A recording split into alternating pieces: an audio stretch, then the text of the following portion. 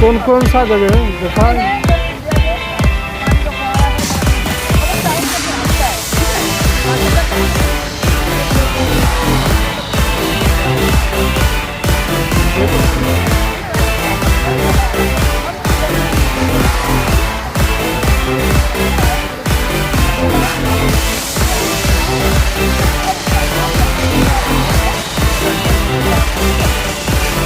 देखो सर, ये है नस्ल लोग, मेरा दोस्त है, ठीक है।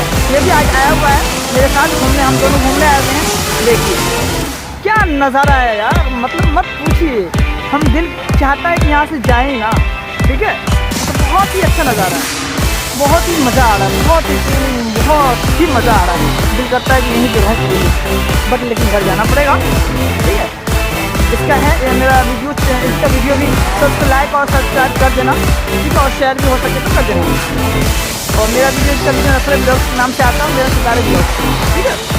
ओके बाय, अब मैं रखता हूँ, बाय। लास्ट टाइम दिखा रहा हूँ आपको, ठीक है।